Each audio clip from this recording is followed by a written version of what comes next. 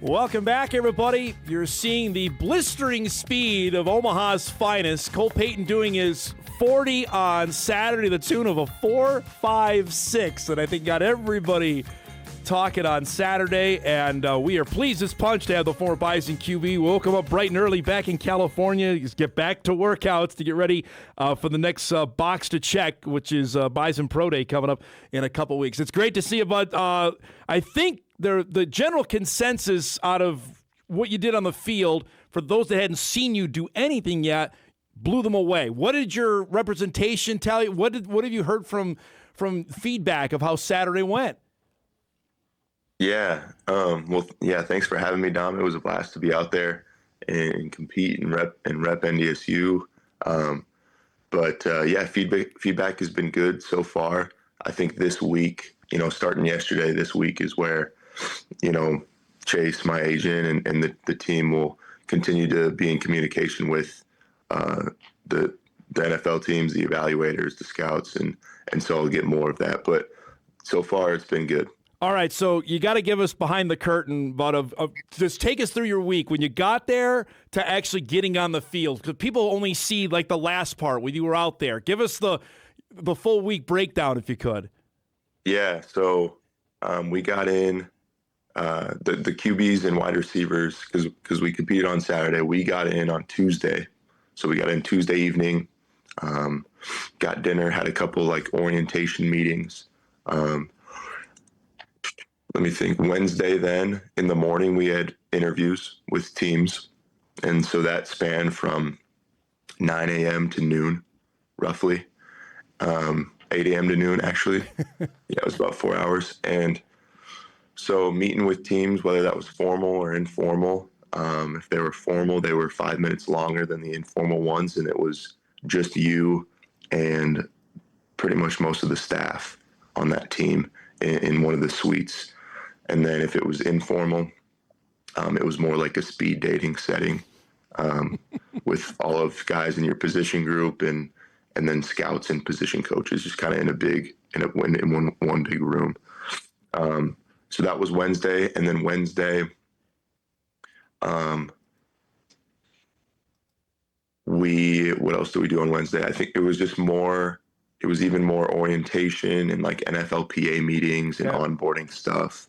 And then Thursday was the hospital day. And so I was at the hospital for about 6 hours on Thursday, just doing different screenings, imaging, just getting all those up to date. And it was there was a lot of sitting around that day. And, making sure you had snacks, you had a couple shows downloaded on Netflix. I bet there was a lot of just kind of sitting around, to be honest. And so that was the bulk of Thursday. And then Friday, what you do is you kind of meet with one of the team doctors, just randomly assigned, and you kind of go over all of the screening from the day before. And then he takes you into 6 different rooms, and in each room, there's 5 different teams and most of their medical staffs and like athletic trainers. And pretty much what that doctor that you had met with before going into these rooms is he like basically presents you to the staffs. And it's like, all right, Cole Payton, quarterback 15, North Dakota State.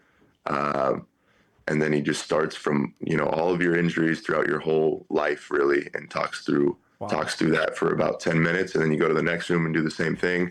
And so that was kind of like the presentation of all of the medical stuff. That was Thursday. We also had like podium interview stuff. And even some like media obligations for ESPN and that. And then let's think Friday. I think Friday might have been the podium interview, but yeah. And then finally you get to Saturday and you get to compete. So that was kind of like, man, oh man.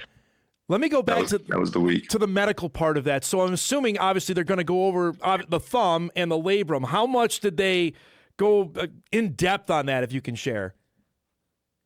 Yeah, I mean, teams, like while you're in those settings, like some of the doctors or athletic trainers, they can, ask about about what happened. Yeah. And, but they didn't really ask. Like, honestly, I think, obviously I had my shoulder in 24 and then my thumb this last season.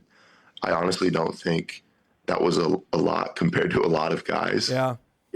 And so, but sometimes they'd be like, are you left-handed or like when did you get cleared to throw, stuff like that. And so there weren't, from my understanding, there weren't huge concerns. That's good.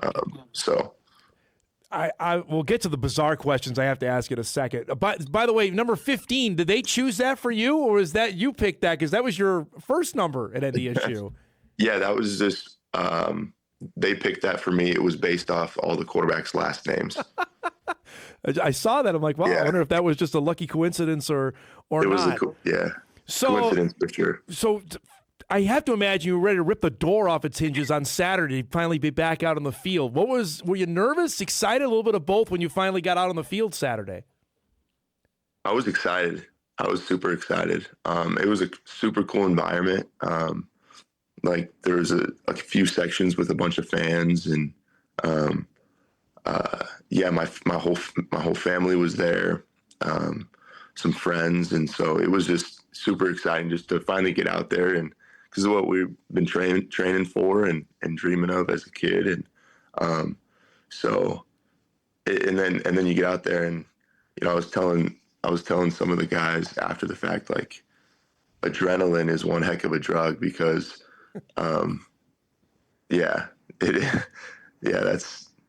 it was, I felt super fresh, super fast, like explosive. It was cool. All right. You told me when we were in Nashville and I asked you about which drill you thought you'd do the best at or one you were excited to do. You said the vertical. So we got to talk about that. We're going to show the video here in a second. Why was that the one you were super pumped for? And did you exceed what you thought, or could you do one better?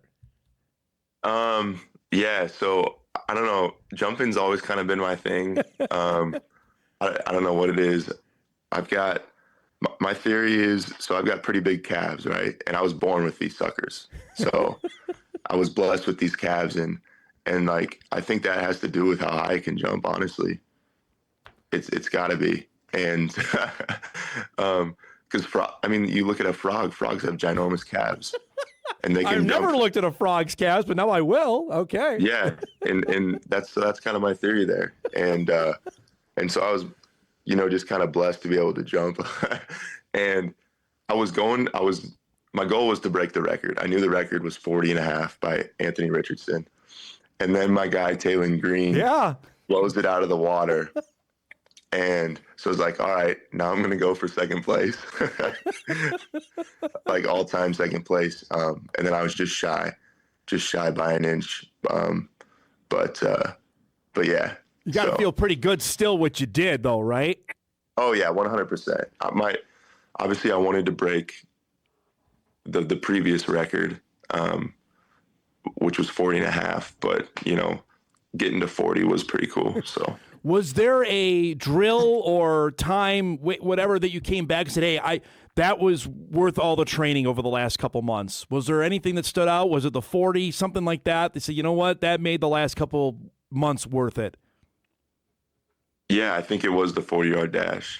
I don't have a track background. And so like getting in a stance and like doing a lot of those starts was pretty new for me.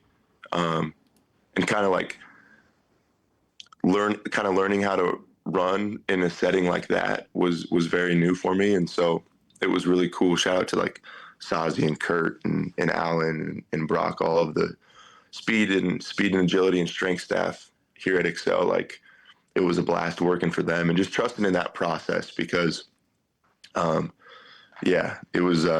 it was really cool and so worth it. All right. It was surreal, I think, for us to watch on Saturday, Cole. You're out there throwing and the guy catching is Bryce Lance. Just what was that like for you guys to do that again? It was so sick. I remember one of the last routes, that deep kind of pylon route to the right off of the play action, and I see him line up with me, I'm like, let's go, let's go.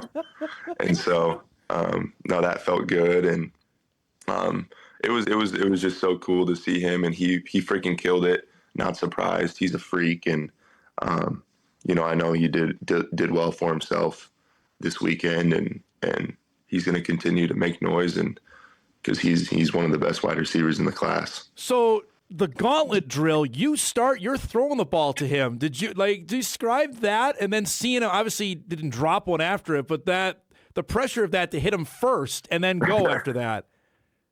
I didn't think too much about it. But yeah, he killed it, after watching, because I'm not really able to watch when I'm out there, Right. I had to see replays, and highlights from it. But yeah, he's so smooth and so explosive.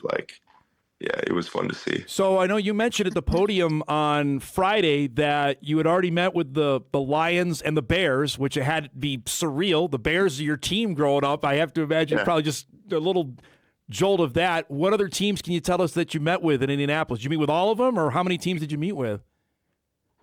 So the Lions and Bears, those were formal interviews. Okay. And then those were the only two formals I had.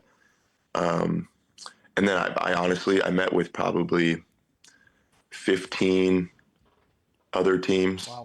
Between 15 and 20 other teams, and that was during the informal sessions. And those were either scouts or position, quarterback coaches. Okay. So the formal one, I'm assuming, are you up on the whiteboard and all that? Can you go through what the formal presentation is like, or a formal interview? Yeah, it was a lot of just watching your film. Okay. And so, they'd pull up a cut up of your film. Usually it was bad clips. and they're like, all right, explain, what was the formation? What was the play here? What happened? Why'd you do this? And so you're kind of just explaining your thought processes and how you learned from it, why you did what you did. And it was really a lot of that was watching film with those teams in the meetings. Was that painful to go through? It wasn't super painful. Going into it, that's what we expected. And so we had prepped during our interview prep, Jake Heaps, the quarterback coach I'm working with, Jake, we were practicing that. We came up with, after watching every single clip from this last year, we came up with a bad reel is what we call it. And so a lot of the plays that made our bad reel were ones that made these other teams bad reel during the combine. So. All right, everyone wants to know, I do especially, Joe Haig, I remember telling us when he came back from the combine, they asked him if he was a dog or a cat person. Did you get an off-the-wall one thrown at you this week? Surprisingly, I did not. Oh. There was no question where I was surprised by or had that was unrelated to football. I was expecting one. Sometimes teams will be like, hey, tell us a joke, or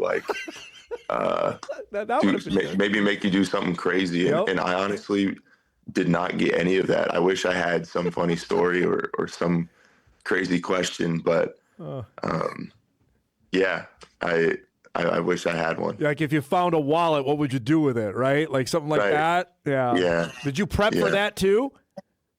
A little bit. Yeah. We were told, maybe have a joke in your pocket just in case or something like that. Well, you can tell it now. You want to tell it now? You can do it here. What was the joke? Oh, I don't know if I can say something like that on air. Fair enough. So last couple things here we go, and I appreciate you doing this morning.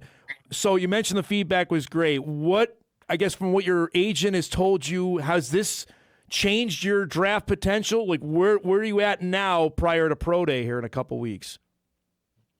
Yeah, that's a really good question. I think I'll find out more, as this week goes, and teams finish up their evaluations from the combine and talk with Chase and everything. And so hopefully I'll have more of an idea. Honestly, what I've learned is really the biggest and kind of the most important thing in this whole thing, is your film. Mm-hmm. And that's obviously already done. the combine, just like they might just want to see, can this guy actually like run fast, or what does the ball look like coming off his hand? But a lot of people have just said that like the combine doesn't hold, as much weight as you think it might hold. And a lot of the weight is just the film you put out the previous season or in your college career. And so honestly, and that stuff you can't really control. But these are just, kind of boxes to check and to keep giving teams, even more reasons. So last thing, Bud, before I let you go, just now having it done, is it like a weight off your shoulders? Okay, that's just the next step now to get ready for Pro Day. Yeah, a little bit. It was a relief. And exciting too, because now at Pro Day, all I have to worry about at Pro Day is throwing. Like I got all the testing done, so I don't plan on doing any of the testing. And now I just get to go out there and rip it and support the guys that are testing, and then have a blast just throwing it around the yard. And so that's the focus now. And so definitely some relief. And who's going to be catching it besides Bryce? I'm assuming Raj, Chris Harris. Who else? Is that what you got at Pro Day? Yeah, Raj, Chris, BK. Nice. Yep. And then Truman Wermeyer is going to do Pro Day as well. Okay. And then definitely going to get might need a couple more bodies. So getting some younger guys in the mix as well. Sounds good. It's great to see you, man. Thanks so much for getting up early with us. Congrats on a great week, and we'll see you in a couple weeks here back in town, all right? Sounds good, Dom. Yeah, looking forward to see you. Thank you. There he goes. Cole Payton, former Bison quarterback, off a pretty big week at the NFL Combine. Ran 4.56 in the 40, and from all intents and purposes, we heard certainly improved his draft standing heading into April's draft in Pittsburgh at the end of that month. Let's break. We come back. More on that. We'll also get our guy Mike McFeely coming in. Lots to chat about. The Summit League tournament is on deck. We'll preview that when Hot Mike returns after this.